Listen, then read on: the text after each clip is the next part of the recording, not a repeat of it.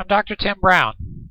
Nearly 4 years ago now, I first read about medical informatics in an issue of AMA News. I was intrigued. To combine my interest in medicine with a long-standing fascination with computers, and looked like a good way to stretch myself and perhaps move beyond clinical medicine. That was the beginning of a very challenging but nevertheless enjoyable journey through the distance learning program at Northwestern. I've been a practicing obstetrician and gynecologist in private practice on Long Island, New York, the suburbs of New York City, for over 25 years. Small groups or solo, and for the most part in community hospitals. This is a screenshot of my website, which has a lot more information about the Northwestern program and about me, as well as links to my office website, should you be interested. This website was originally one of my final projects, and inspired me to completely redesign my office website. These are the basic requirements of the Northwestern program. I took one course per quarter, had the last summer off, so it took exactly 3 years to complete it. Obviously, I was on the clinician track. The quote about the database project was so unrealistic as to be very funny, and understated things by an order of magnitude. Being totally unfamiliar with Microsoft Access at the beginning was a large part of the challenge. The Change Function by Pip Coburn was one of the most memorable and useful books I read during the program, and I recommend it highly. The network design shown was of particular interest to me as it was my own office, and proved helpful to me when we upgraded the office network prior to implementing our EHR.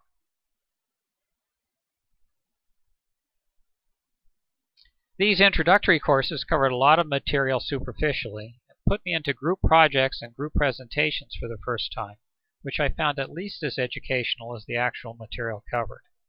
The Navajo Nation is an area that could benefit from our capabilities to deliver healthcare remotely. Statistics has changed a lot now that computers can perform all the tedious calculations that used to occupy most of our time. While the introductory courses covered these topics, these courses went into much greater detail, and this is a very superficial summary. It is safe to say there are a lot of challenges here, and I've already had multiple opportunities to apply what I learned. These course projects stand out to me because they had practical applications. The first was a case study for an actual practice, so I got course credit while they got a free consultation. The second was my favorite project. Shoulder dystocia is when the shoulders get stuck after delivery of the head in a vaginal delivery. Not a good situation. Using information technology to better predict and manage shoulder dystocia is an exciting possibility in my specialty. The last project was a follow-up legal analysis of the shoulder dystocia tool and made me particularly aware of the issues and challenges in FDA regulation of HIT. Leadership was my absolutely favorite course. The instructor was outstanding, and it also gave me an excuse to talk with some of the principals at IMP, whom I know personally, and their story was totally fascinating. Finally, this was our capstone, or thesis project, a close second in terms of a favorite course. This was a group project as well, and our group of 5 had terrific chemistry.